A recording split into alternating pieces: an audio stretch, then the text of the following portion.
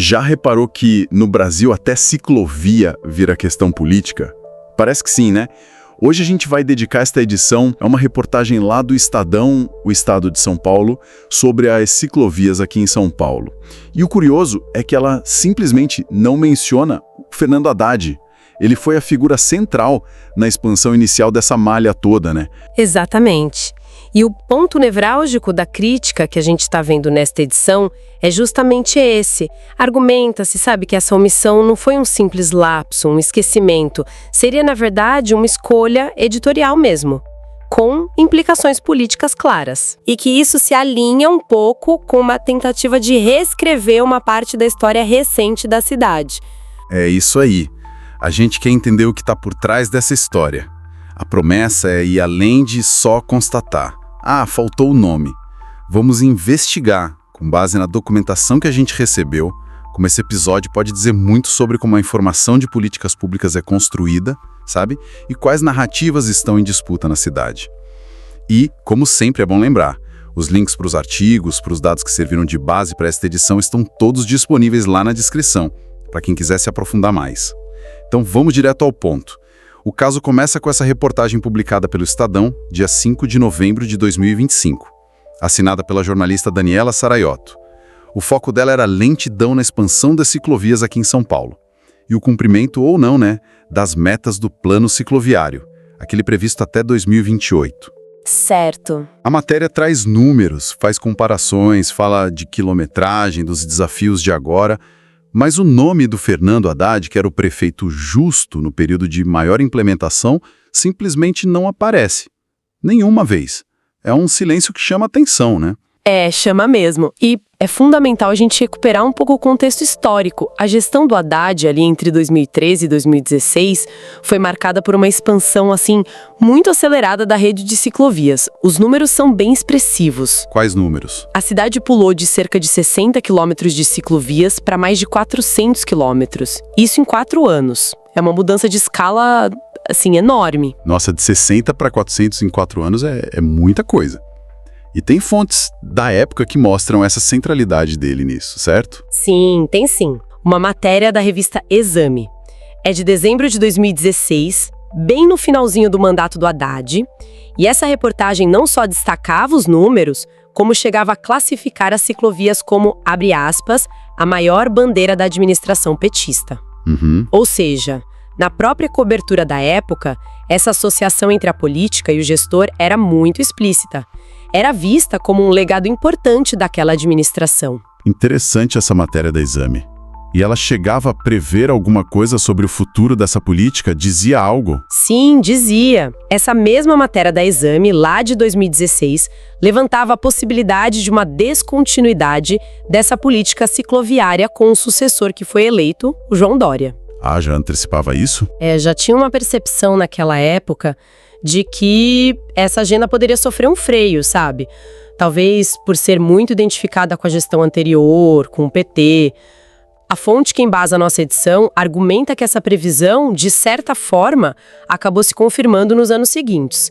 O ritmo de expansão depois foi bem menor. Então, pelo que estou entendendo da documentação, não era só uma questão de pintar a faixa vermelha no chão, né? Tinha uma lógica por trás, resultados que eram esperados, até medidos. Exato, exato. A implementação foi apresentada na época como parte de uma visão maior, mais ampla de mobilidade urbana. E, segundo a fonte que a gente leu, já tinha dados que indicavam impactos concretos naquele período mesmo. Que tipo de dados? Isso é importante para a gente avaliar o tamanho do legado que estaria sendo omitido, né? Ela trazia informações da CET, a Companhia de Engenharia de Tráfego.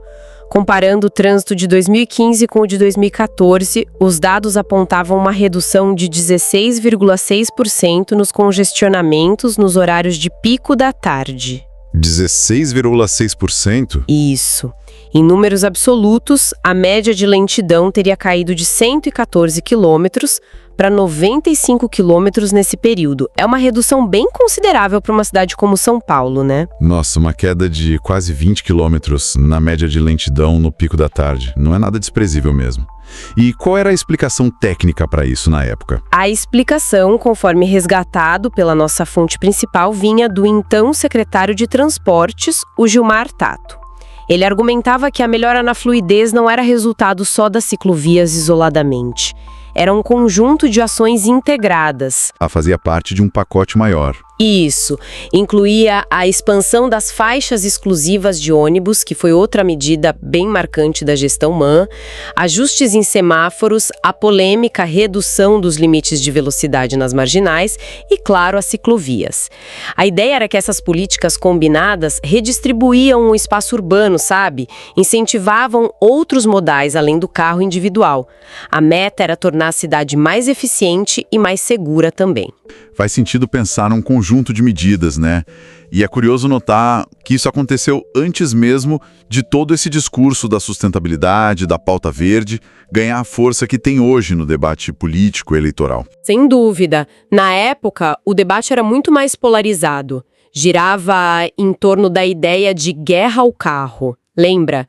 Enquanto hoje, muitas dessas medidas são até reenquadradas como parte de uma agenda de modernização, de qualidade de vida urbana. Mas voltando ao ponto central da crítica à reportagem do Estadão de 2025, diante desse histórico todo, desses resultados, por que omitir o nome do Haddad? Não poderia ser só um lapso? Um esquecimento? Tipo, a jornalista focou no presente e esqueceu do passado? Olha, é que é bem difícil sustentar essa tese do mero esquecimento. Justamente pela centralidade do Haddad na implementação dessa política específica, que se trata de um gesto político deliberado. Uma tentativa, talvez consciente, talvez não, mas uma tentativa de apagamento histórico e ideológico. Apagamento. Seria como dissociar a obra do autor, sabe? Transformar um legado administrativo com todos os méritos e deméritos, claro, toda política tem, em algo anônimo.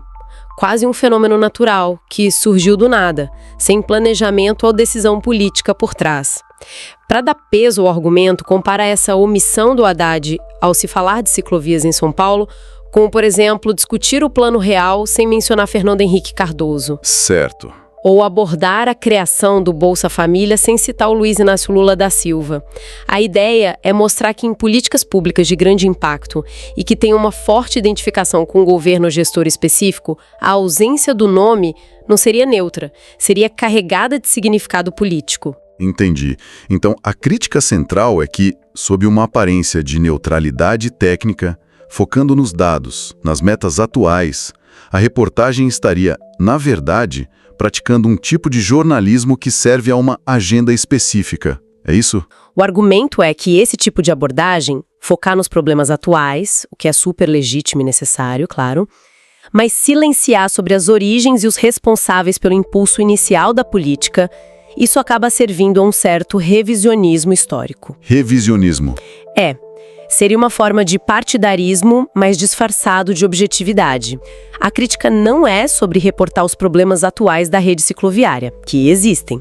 É sobre fazer isso apagando quem construiu a maior parte dela lá atrás. E como essa tática funcionaria na prática? Como se dá esse apagamento? Fica uma narrativa mais genérica falando de gestões passadas ou planos anteriores, sem dar nome aos bois, como se diz. É muito conveniente para quem prefere não reconhecer avanços ou legados que vieram de um campo político adversário.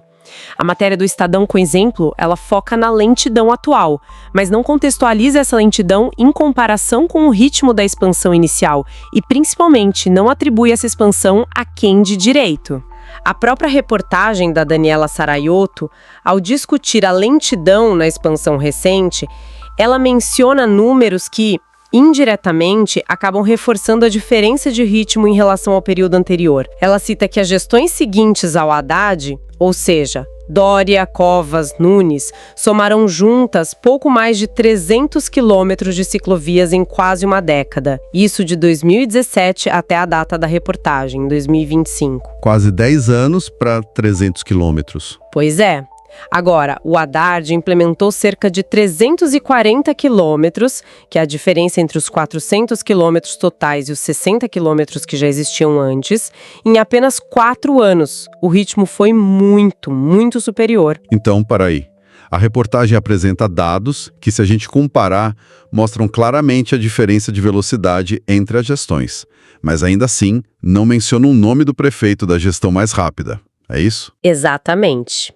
Apresentam-se os números da lentidão atual, o que, por si só, já evidencia que houve um período anterior de maior velocidade, mas opta-se por não nomear o responsável por esse período.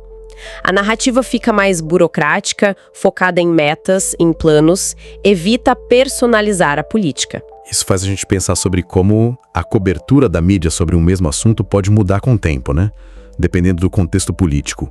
Lembra que lá em 2016, veículos como a própria Exame e a Folha, embora também trouxessem críticas, eles noticiavam a expansão, publicavam os dados de redução de tráfego e, de certa forma, reconheciam a lógica por trás da política, aquela ideia de redistribuir o espaço urbano, de pensar a cidade para além do carro. Havia um reconhecimento da coerência técnica da proposta, mesmo que houvesse discordância política. Aquilo que antes era visto por alguns como ideologia ou até imposição, né?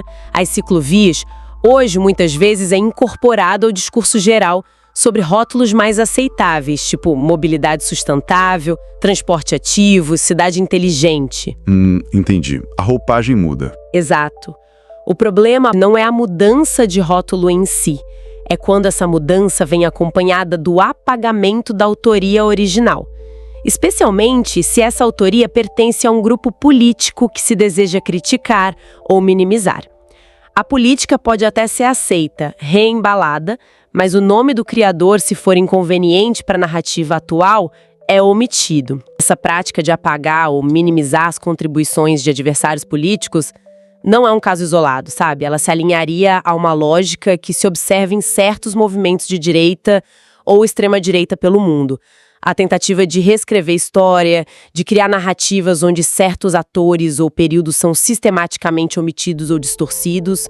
No caso da ciclovia, seria como apresentar a infraestrutura que existe hoje como algo que surgiu espontaneamente ou que só começou a ser relevante agora recentemente, ignorando todo o esforço e a decisão política que originaram lá atrás.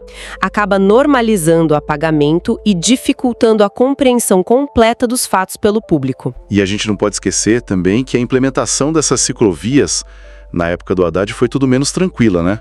Rolou muita polêmica. Com certeza absoluta. A gestão Haddad enfrentou uma resistência enorme na época, tinha a ira de parte dos motoristas que se sentiam prejudicados, muito deboche, crítica ácida na mídia, acusações de falta de planejamento em alguns trechos e até relatos de dificuldades políticas para levar o projeto adiante.